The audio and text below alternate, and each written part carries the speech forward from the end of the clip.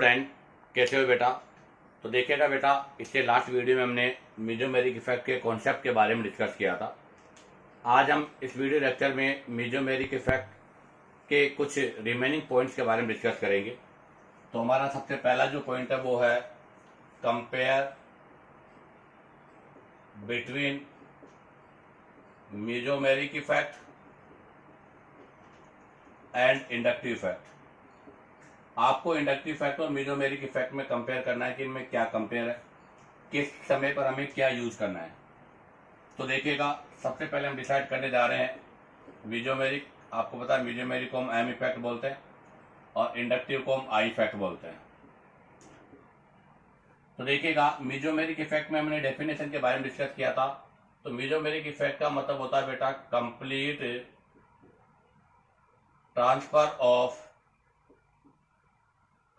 Transfer of pi lone pair और negative charge. आपका जो मीजोमेरिक इफेक्ट होता है बेटा, उसके अंदर पाई का, लोन पेयर का और नेगेटिव चार्ज का कंप्लीट ट्रांसफर होता है। जबकि इंडक्टिव इफेक्ट जो होता है वो तो आपका partially displacement of sigma electron है। तो यहां पर ये डिफरेंस है, सबसे पहला partially displacement of sigma electron. तो एक में पाई इलेक्ट्रॉन और एक में सिग्मा इलेक्ट्रॉन का ट्रांसफर है। मीजोमेरिक में कंप्लीट होता है, जबकि इंडक्टिव इफेक्ट में केवल पार्शियली होता है। इसलिए आप बताइएगा दोनों में से ज्यादा डोमिनेंट कौन होगा। तो बेटा मीजोमेरिक इफेक्ट जो है वो मोर डोमिनेंट होगा than inductive effect. Second point, ये फर्स्ट पॉइंट हो गया। सेकेंड पॉइंट की अगर हम बात करें तो mesomeric effect no distance dependent. Mesomeric effect जो होता है नो डिस्टेंस डिपेंड, ये डिस्टेंस पे डिपेंड नहीं करता। आपका कॉन्जुगेशन जितना भी लार्ज हो वहां पर ये होगा। बट हमने पढ़ा था बेटा इंडक्टिव इफेक्ट जो होता है वो डिस्टेंस डिपेंडेंट होता है। डिस्टेंस डिपेंडेंट है बेटा ये। आफ्टर 3 या 4 कार्बन बाद में ये नेग्लिजिबल हो जाता है। इसलिए हम बोलते हैं कि ये डिस्टेंस डिपेंडेंट है, जबकि ये डिस्टेंस डिपेंडेंट नहीं है। आगे बात करते हैं नेक्स्ट पॉइंट। नेक्स्ट पॉइंट की अगर मैं बात करूं तो बेटा mesomeric effect operate only ortho and para position in aromatic benzene ring. अर्थात ये आपकी जो बेंजीन रिंग है उसमें केवल ऑर्थो और पेरा पोजीशन पर ऑपरेट होता है, absent at meta position. But बेटा ये मेटा पोजीशन पर एब्सेंट होता है। जबकि अगर मैं इंडक्टिव इफेक्ट की बात करूं बेटा, तो इंडक्टिव इफेक्ट जो है वो कभी भी ऐसा नहीं है कि ऑर्थो पेरा पर होता है। इंडक्टिव इफेक्ट बेंजीन रिंग में ऑर्थो पेरा मेटा सभी पर होता है, बट सभी पर सेम क्वांटिटी में नहीं होता, ये ध्यान दे। तो अगर इसके लिए मैं लिखूंगा तो यहां लिखूंगा मैं operate ortho Meta and para position in benzene ring. अर्थात ये बेंजीन रिंग में सभी पर ऑपरेट होता है, चाहे ऑर्थो हो, चाहे मेटा हो, चाहे पेरा पोजीशन पर हो। कहने का मतलब जैसे बेंजीन रिंग है, अगर यहाँ पर कोई जी ग्रुप है, इसका इफेक्ट देखना है तो इसका इफेक्ट यहाँ भी होगा, यहाँ भी होगा, यहाँ भी होगा, यहाँ भी होगा, यहाँ भी होगा, सभी कार्बन पर होगा। जबकि यहाँ पर केवल ऑर्थो और पेरा पोजीशन पर होगा। तो अब इन सब चीजों को देखते हुए अगर हम बात करें पावर की, तो इंडक्टिव इफेक्ट की बजाय मीजोमेरिक इफेक्ट मोर डोमिनेंट होता है। तो हम यहां से लिखेंगे कि M effect more dominant than I effect. ध्यान रखना बेटा, अगर कभी भी आप कंपेयर कर रहे हो और किसी ग्रुप पर एम इफेक्ट भी ऑब्जर्व हो रहा है और आई इफेक्ट भी ऑब्जर्व हो रहा है, बहुत इंपॉर्टेंट बात है बेटा ये। यहां से आपको क्वेश्चन सोल्व करने में बहुत सुविधा होगी। अगर एम इफेक्ट और इंडक्टिव इफेक्ट दोनों ऑब्जर्व हो रहे हैं तो बेटा हमेशा पहले एम इफेक्ट को हम देखेंगे, क्योंकि एम इफेक्ट में हमने कहा है कि यहाँ पर कंप्लीट ट्रांसफर है।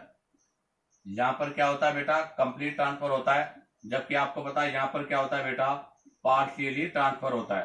तो यहाँ पर पार्शियली ट्रांसफर है, यहाँ कंप्लीट ट्रांसफर है, इसलिए mesomeric effect more dominant than inductive effect. Inductive effect पर भी मोर डोमिनेंट होता है।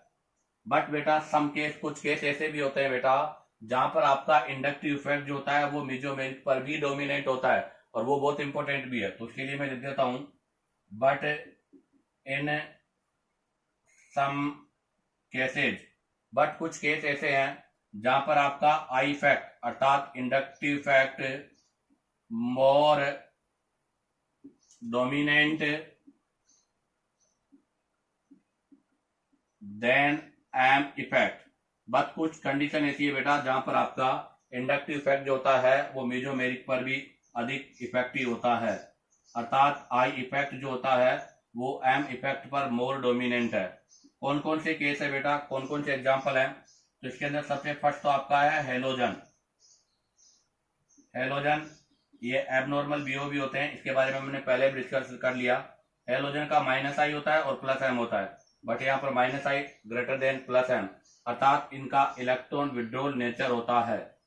सेकेंड एग्जाम्पल लू मैं, तो सेकेंड एग्जाम्पल है बेटा carboxylate ion. Carboxylate ion, carboxylate ion का मतलब हो गया C double bond O minus. बेटा इसका प्लस आई होता है और माइनस एम होता है, बट इसका प्लस आई डोमिनेट होता है माइनस एम पर, अर्थात इसकी नेचर होती है ईडीजी। तो ध्यान दें बेटा, ओवरऑल अगर हम बात करें किसी भी क्वेश्चन में तो मेसोमेरिक इफेक्ट हमेशा मोर इफेक्टिव होगा इंडक्टिव पर, बट ये दो केस ऐसे हैं जहां पर आपको मेसोमेरिक से पहले किसको चेक करना है, इंडक्टिव इफेक्ट को चेक करना है। अब इसमें ऐसा क्यों होता है इसके बारे में हम अब आगे डिस्कस करेंगे, तब तक आप यहां से इसका स्क्रीनशॉट ले लीजिएगा। तो देखिएगा बेटा, अब हम यहां से डिस्कस करेंगे कि हेलोजन में माइनस आई मोर डोमिनेंट प्लस एम होता है, ऐसा क्यों। तो हम डिस्कस कर रहे हैं हेलोजन के अंदर, तो हमारा in case of halogen, in case of halogen की मैं बात करूं तो बेटा इन केस ऑफ हेलोजन के अंदर ईएन इज वेरी हाई, इनका ईएन हाई है और इनका ईएन मोर होने की वजह से यहाँ पर इनका माइनस आई प्लस एम से मोर डोमिनेंट होता है। फिर भी इसको हम एग्जाम्पल से वाई एक्सप्लेन कर रहे हैं, CH2 डबल बॉन्ड CHNH2, और इसी के सिमिलर एक एग्जाम्पल हो रहा हूं CH2 डबल बॉन्ड CH और Cl। आप देखिएगा लोन पेयर सिग्मा पाई या रेजोनेंस हो रहा है और लोन पेयर सिग्मा पाई यहां भी रेजोनेंस हो रहा है। इसका मतलब ऑर्बिटल डायग्राम एक्सप्लेन कर रहा हूं मैं आपको।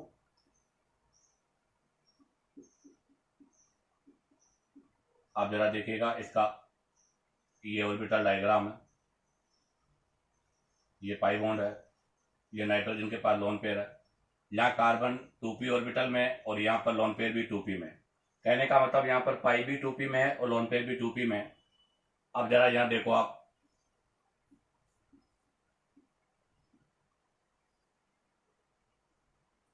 ये पाई बॉन्ड है जो कि 2p में है और ये क्लोरीन है, इसके पास p ऑर्बिटल है जिसमें ये लोन पेयर है और ये भी 3p में ही।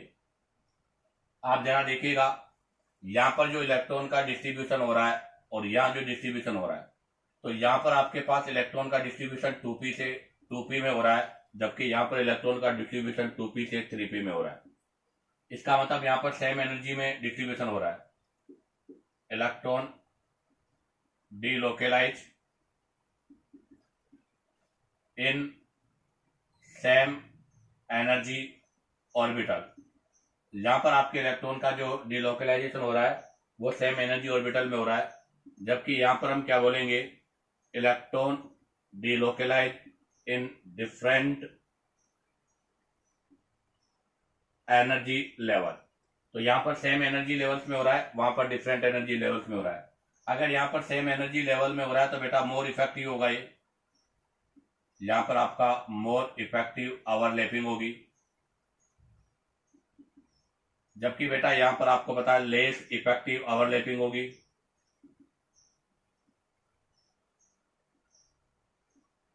अब बताओ, अगर यहां पर मोर इफेक्टिव ओवरलैपिंग होगी तो यहां पर मोर रेजोनेंस है, वहां पर आपका लेस रेजोनेंस है। इसका मतलब यहां पर मोर रेजोनेंस हो रहा है जबकि वहां लेस रेजोनेंस हो रहा है। इसलिए हम कहते हैं कि हेलोजन्स के केस में माइनस आई प्लस एम की बजाय मोर होता है। हालांकि भी दे रहा है तो यहाँ पर इसका प्लस एम काउंट करेंगे, ये भी डोनेट कर रहा है तो इसका भी प्लस एम है, बट अभी हमने कहा कि हेलोजन के केस में ऐसा नहीं होगा। नेक्स्ट आता है but in case of fluorine, fluorine के केस में तो एनर्जी का डिस्ट्रीब्यूशन बेटा 2p से 2p में होता है, बट उसका रीजन है due to high energy, due to high En, उसका इलेक्ट्रोनेगेटिविटी मोर है। जैसे इसको मैं एक्सप्लेन करना चाहूं तो ये फ्लोरीन है, इसके पास लोन पेयर है, ये भी 2p का है और यहाँ पर कार्बन भी 2p का है, इस तरह से ट्रांसफर होगा। तो यहाँ पर आपके फ्लोरीन में 2p का एनर्जी का है, 2p एनर्जी का है, बट इसकी इलेक्ट्रोनेगेटिविटी हाई है, और इलेक्ट्रोनेगेटिविटी हाई होने की वजह से यहाँ पर भी आपका रेजोनेंस लेस इफेक्टिव होता है। अब हम बात करते हैं बेटा carbon fluorine, carbon chlorine, carbon bromine और कार्बन आयोडीन। कार्बन तो सभी के अंदर 2p ऑर्बिटल में होगा। आप देखो फ्लोरीन के अंदर भी 2p है, क्लोरीन के केस में 3p है, ब्रोमीन के केस में 4p है, आयोडीन के केस में 5p है। यहाँ पर तो सेम एनर्जी वाले हैं, बट यहाँ पर En का कॉन्सेप्ट यूज होगा due to high En of fluorine. Fluorine का En मोर होने की वजह से इसमें रेजोनेंस के साथ साथ -I भी हो रहा है, बट यहाँ पर रेजोनेंस मोर डोमिनेंट होगा, क्योंकि यहाँ पर सेम एनर्जी का है, इसलिए En पर मोर डोमिनेंट है। तो due to high En of fluorine, ध्यान रखना बेटा En ज्यादा है तो यहाँ पर आपका -I ज्यादा होना चाहिए था, बट रेजोनेंस मोर इफेक्टिव, क्योंकि ओवरलैपिंग जो होती है वो हमेशा En पर मोर डोमिनेंट होती है। बट इनके केस में अगर हम बात करें बेटा, तो आप जरा देखिएगा डाउन द ग्रुप जाने पर साइज ऑफ एक्स इंक्रीज हो रहा है। अगर साइज ऑफ एक्स इंक्रीज होगा तो बेटा यहाँ पर आपको पता है क्या, ओवरलैपिंग डिक्रीज होगी, ओवरलैपिंग डिक्रीज होगी तो बेटा यहाँ पर इनका रेजोनेंस डिक्रीज होगा और -I इफेक्ट भी क्या होगा, डिक्रीज होगा। तो इनके केस में अलग कंडीशन है और इनके केस में अलग कंडीशन है। अगर हम यहाँ पर बात करें किसकी, -I के ऑर्डर की, तो -I सबसे ज्यादा फ्लोरीन का, क्लोरीन का, फिर ब्रोमीन का, फिर आयोडीन का। किसके अकॉर्डिंग है बेटा ये, according to En, according to En के अकॉर्डिंगली लिया है हमने ये, अर्थात साइज के अकॉर्डिंग है। अगर बात करें अगर हम आगे +M का ऑर्डर, तो +M का ऑर्डर भी फ्लोरीन का, फिर क्लोरीन का, फिर ब्रोमीन का, फिर आयोडीन का। ये किसके अकॉर्डिंग है, ये बेटा आपकी अकॉर्डिंग टू ओवरलैपिंग है, ये आपके ओवरलैपिंग के अकॉर्डिंग है। बट मैं अगर ओवरऑल इफेक्ट की बात करूं तो इनका ओवरऑल इफेक्ट क्या होगा, फ्लोरीन, क्लोरीन, ब्रोमीन, आयोडीन। तो बेटा फ्लोरीन के केस में +R is greater then -I, fluorine के केस में +I R ज्यादा होगा, था रेजोनेंस इंडक्टिव पर मोर डोमिनेंट है, जबकि क्लोरीन ब्रोमीन के केस में इंडक्टिव इफेक्ट +R पर मोर डोमिनेंट होगा। तो ध्यान रखना फ्लोरीन का हमेशा +R -I से मोर है, और इसी कंडीशन को क्या बोला जाता है, एबनॉर्मल बिहेवियर ऑफ हैलोजन। ये चीज क्या है बेटा, इसी को हम बोलते हैं एब नॉर्मल बिहेवियर ऑफ हैलोजन, कि हैलोजन के अंदर एबनॉर्मल बिहेव होता है। तो हमें ओवरऑल इफेक्ट ध्यान रखना है कि फ्लोरीन के केस में +R -I पर डोमिनेंट है, जबकि क्लोरीन ब्रोमीन आयोडीन में -I +R पर डोमिनेंट है। इसी के साथ आपका ये हैलोजन के केस में -I आपका जो है अर्थात इंडक्टिव इफेक्ट मेसोमेरिक इफेक्ट पर डोमिनेंट होता है, उसके बारे का पोर्शन कंप्लीट होता है। अब आप चाहो तो यहां से इसका स्क्रीनशॉट ले लीजिएगा। तो देखिएगा अभी हमने हैलोजन के एबनॉर्मल के बारे में डिस्कस किया था, तो इसका एप्लीकेशन अगर हम बात करें किस पर, एसिडिक स्ट्रेंथ पर, एसिडिक स्ट्रेंथ पर अगर हम डिस्कस करें तो फिनोल लिया मैंने, फिनोल के रेस्पेक्ट में पैरा पर फ्लोरीन और फिनोल के रेस्पेक्ट में पैरा पर क्लोरीन रखा है। आप बताओ इनमें से किसका एसिडिक स्ट्रेंथ मोर होगा। फर्स्ट कंडीशन है 8 पैरा पर,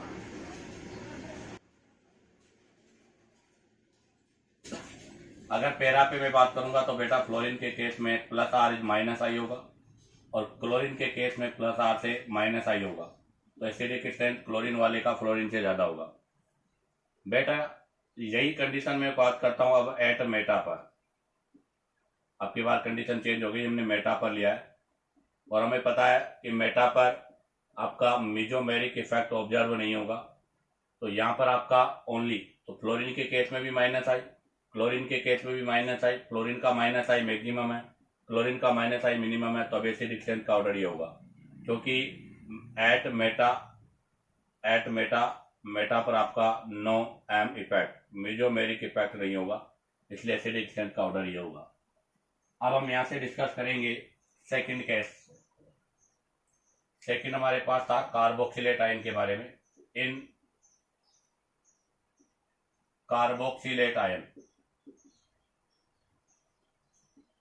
अर्थात C double bond O minus, इसके अंदर प्लस आई जो है वो माइनस एम से ज्यादा डोमिनेंट होता है, ऐसा क्यों?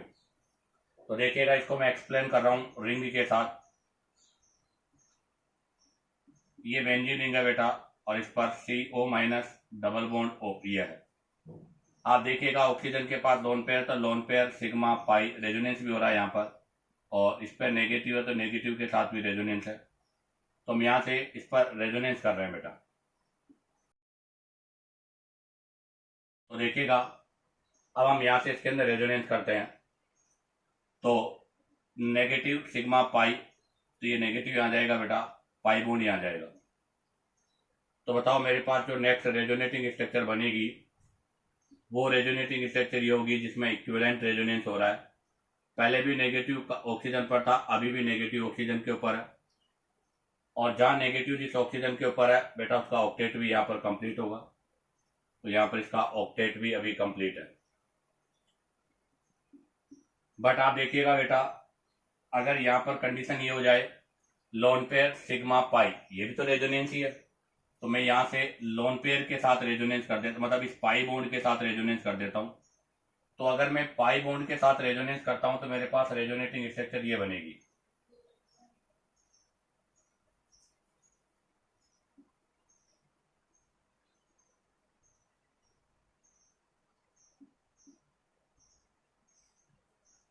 देखो बेटा, यहाँ पर पाई बॉन्ड EN इसका मोर था, तो ये नेगेटिव चार्ज, पाई बॉन्ड यहाँ शिफ्ट हो गया, इस पर नेगेटिव आ गया, यहाँ डबल बॉन्ड आ गया, इस कार्बन पर पॉजिटिव हो गया, यहाँ पाई और यहाँ पाई। आपके पास ये X है, ये सपोज X मान लेता हूँ, ये Y मान लेता हूँ, और ये Z मान लेता हूँ। आप बताओ Y और Z में से स्टेबिलिटी किसकी मोर है? अगर मैं स्टेबिलिटी की बात करूं तो बेटा Y इज देन Z। इस Y की स्टेबिलिटी Z के कंपेयर में मोर है, ऐसा क्यों बेटा? वो भी मैं आपको एक्सप्लेन कर दूं। क्योंकि यहाँ पर कार्बन पर पॉजिटिव चार्ज है, तो इसके आउटर मोस्ट शेल में इलेक्ट्रॉन कितने होंगे बेटा? 6। जबकि आप जरा देखिएगा, यहाँ पर इसके ऊपर नेगेटिव चार्ज आ रहा था और इसके आउटर मोस्ट शेल में 8 इलेक्ट्रॉन थे, अर्थात यहाँ पर आपका कंप्लीट ऑक्टेट था, और कंप्लीट ऑक्टेट वाली स्ट्रक्चर हमेशा मोर स्टेबल होती है, जबकि ये लेस स्टेबल है।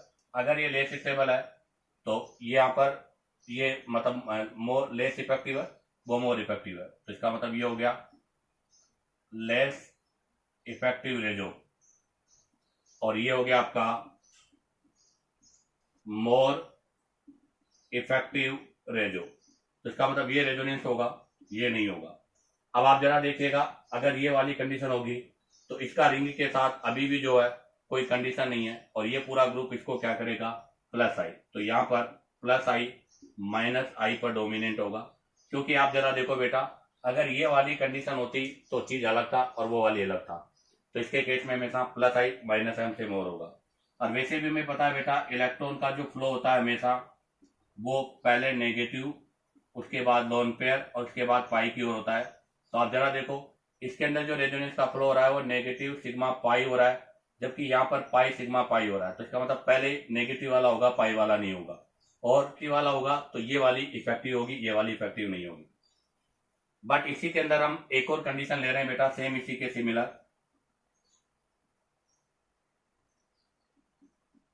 अब की बार मैंने ये ले लिया एमाइड। एमाइड के केस में बेटा माइनस एम, ध्यान रखना इसको एक्स माना है, और एमाइड के केस में हमेशा माइनस एम प्लस आई से ज्यादा होता है, इसी कंडीशन के अकॉर्डिंग है फिर भी। तो यहाँ पर भी हम यही कंडीशन यूज कर रहे हैं। तो जरा देखो, लोन पे सिग्मा पाई, तो यहाँ पे रेजोनेंस होगा बेटा, रेजोनेंस होगा तो बताओ क्या बनेगा? तो मेरे पास यहाँ से स्ट्रक्चर बन जाएगी ये, ऑक्सीजन पे नेगेटिव, यहाँ डबल बॉन्ड NH2 और उस पर प्लस, आप देखो इसके आउटर मोस्ट शेल में अभी भी 8 इलेक्ट्रॉन है, ये वाई है और कंप्लीट ऑक्टेट है बेटा।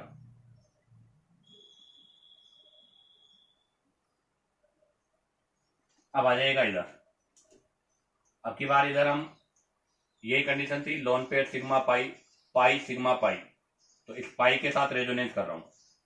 तो देखो इस पाई के साथ अगर रेजोनेंस होगा तो क्या होगा रेजोनेंस में,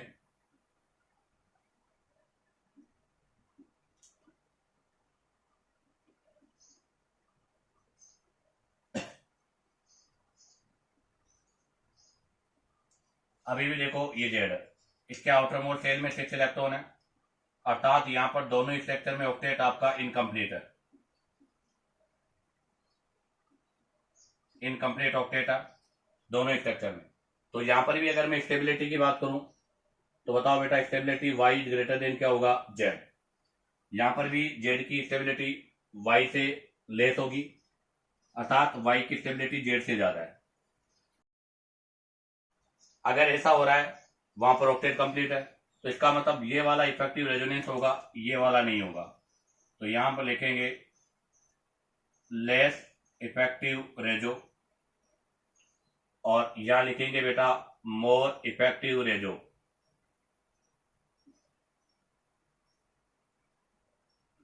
अब आप देखो बेटा, वैसे भी अगर हम इलेक्ट्रॉन फ्लो की बात करें, इलेक्ट्रॉन का फ्लो, तो इलेक्ट्रॉन का फ्लो लोन पेयर का पाई से ज्यादा होगा, तो इसका मतलब वैसे भी ये मोर इफेक्टिव है, स्टेबिलिटी में भी ये मोर इफेक्टिव है। अगर ये मोर इफेक्टिव है तो अब आप देखो इन दोनों को मैं कंपेयर करता हूं, इन दोनों को मैंने यहां से कंपेयर किया है, और कंपेयर करने के बाद हम डिसीजन करते हैं, क्योंकि कार्बोक्सिलेट में तो plus M is minus I M है, जबकि यहां पर बेटा minus M is greater than plus I है। ऐसा क्यों? ये अमाइड के साथ ऐसा हो रहा है जबकि कार्बोक्सिलेट आयन के साथ ऐसा हो रहा है, क्यों? क्योंकि देखो बेटा यहां पर जो आपका ऑक्सीजन था वो क्या था, नेगेटिव चार्ज वाला था, नेगेटिव चार्ज कंटेनिंग स्पीशीज है,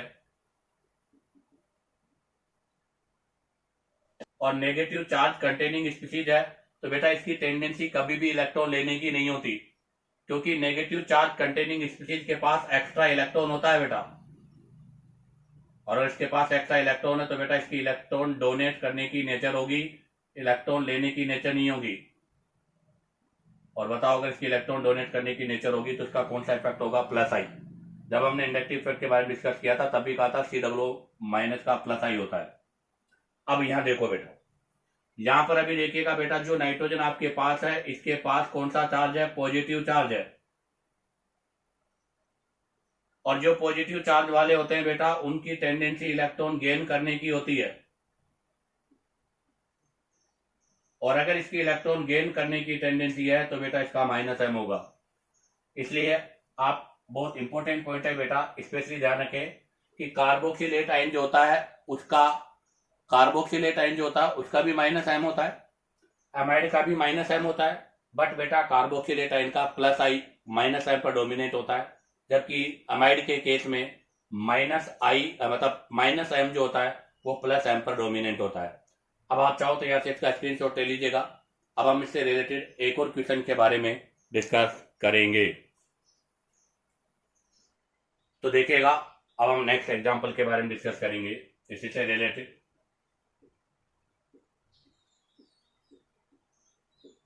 ये बेंजीन रिंग है और इस पर मैंने कार्बोक्सिलिक एसिड लिया है, और ये बेंजीन रिंग है, इस पर हमने एमाइड लिया है। हमने कहा था कार्बोक्सिलिक एसिड जो होता है उसका माइनस एम, आप बताओ इनके माइनस एम का ऑर्डर क्या होगा। तो हमें पता है बेटा कार्बोक्सिलिक एसिड में माइनस एम का ऑर्डर जो है वो इसका ज्यादा है, इसका कम है, ऐसा क्यों? तो जरा आप देखिएगा यहाँ पर रेजोनेंस कीजिएगा, जब यहाँ रेजोनेंस होगा तो यहाँ पर क्या है, भी lone pair on more EN पर है, और यहाँ पर बेटा lone pair on less EN पर है, तो इसका मतलब मोर डीलोकेलाइज होगा, जबकि ये आपका लेस डीलोकेलाइज होगा।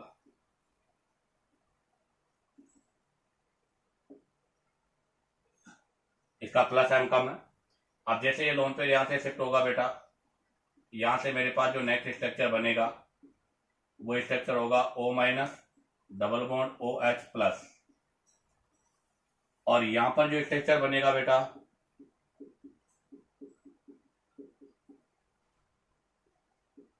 वो स्ट्रक्चर ये होगा। अब आप देखो यहां पर ऑक्सीजन पर पॉजिटिव चार्ज है 3.5 pn वाले पर, यहां पर पॉजिटिव चार्ज 3 पर है। तो बताओ ये यहां पर अगर पॉजिटिव चार्ज मोर एन पर है तो इसकी इलेक्ट्रॉन लेने की टेंडेंसी ज्यादा होगी, इसलिए इसका माइनस एम भी मोर होगा। क्यों? क्योंकि positive on more EN, positive on more EN least stable, और अगर लीस्ट स्टेबल है तो मोर इलेक्ट्रॉन को अपनी ओर अट्रैक्ट करेगा। इसी में एक और कंडीशन हम जनरल डिस्कस करेंगे। ये बेंजीन रिंग है, इसके ऊपर यहां पर NH3 प्लस एनिलीनियम आइन बोलते हैं बेटा इसको, एनिलीनियम आइन है ये। इसका माइनस एम इफेक्ट नहीं होगा, ओनली माइनस आई इफेक्ट इसका ऑपरेट होगा बेटा। ध्यान रखना यहां पर आपका माइनस एम नहीं हो सकता, ओनली माइनस आई होगा। क्यों नहीं हो सकता माइनस एम? क्योंकि अगर ये पाई बॉन्ड यहां पर शिफ्ट होगा, अगर पाई बॉन्ड बाहर शिफ्ट होगा, माइनस एम का मतलब है पाई इलेक्ट्रॉन को अपनी ओर अट्रैक्ट करेगा ये। तो बेटा यहां पर आपको पता है कौन सा बॉन्ड आ जाएगा, डबल, यहां पॉजिटिव आ जाएगा। और ऐसी कंडीशन पर आप देखिएगा बेटा इस नाइट्रोजन की वैलेंसी 5 हो जाएगी, और नाइट्रोजन की वैलेंसी 5 पॉसिबल नहीं है, इसलिए इसका माइनस एम नहीं, केवल माइनस आई इफेक्ट ऑपरेट होगा। नेक्स्ट एक और पॉइंट के बारे में डिस्कस करेंगे हम यहां से। पॉइंट यह है कि when a plus M and minus M group, एक आपका कोई प्लस एम वाला ग्रुप है और एक माइनस एम वाला ग्रुप है, are at meta position to each other with respect to each other, अर्थात आपके पास एक प्लस एम वाला और एक माइनस एम वाला दो ग्रुप है और वो दोनों एक दूसरे के मेटा पोजीशन पर है। तो ऐसी कंडीशन पर बेटा उन दोनों का आपस में कोई रिलेशनशिप नहीं होगा। कहने का मतलब है they are not in conjugation, अर्थात वो दोनों एक दूसरे के कॉन्जुगेशन में नहीं होंगे, वो दोनों एक दूसरे के साथ कॉन्जुगेशन में नहीं होंगे, बट रिंग के साथ दोनों कॉन्जुगेशन में होंगे, ये ध्यान रखना। But conjugation with benzene ring. तो ध्यान दे बेटा, आपके पास अगर दो ग्रुप, एक प्लस एम वाला एक माइनस एम वाला मेटा पोजीशन पर है एक दूसरे के, तो ऐसी कंडीशन पर बेटा वो एक दूसरे के कॉन्जुगेशन में नहीं होंगे, बट रिंग के साथ जरूर कॉन्जुगेशन में होंगे। जैसे मैं इसको एक्सप्लेन कर देता हूं कि मैंने यहां पर ले लिया OH ग्रुप और मेटा पर ले लिया CH double bond aldehyde group. आपको पता है OH का प्लस एम इफेक्ट ऑब्जर्व होता है और इसका माइनस एम इफेक्ट ऑब्जर्व होता है अगर रिंग के रेस्पेक्ट में देखें। अब मैं यहां से रेजोनेटिंग स्ट्रक्चर ड्रॉ करता हूं इसकी, तो देखो यहां पर ऊपर पॉजिटिव चार्ज हो जाएगा, रिंग पर नेगेटिव आ जाएगा, यहाँ पाई हो जाएगा, यहाँ CH डबल बॉन्ड O आ जाएगा। नेक्स्ट में आगे देखो बेटा OH हो जाएगा, यहाँ पॉजिटिव हो गया, यहाँ डबल बॉन्ड हो गया, ये नेगेटिव यहाँ शिफ्ट हो जाएगा, ये पाई यहाँ पर आ जाएगा, तो यहाँ नेगेटिव आ जाएगा, यहाँ पाई हो गया, यहाँ पाई है, यहाँ पर CH डबल बॉन्ड O है। नेक्स्ट में ये नेगेटिव यहाँ शिफ्ट हो जाएगा और ये पाई बॉन्ड यहाँ आ जाएगा।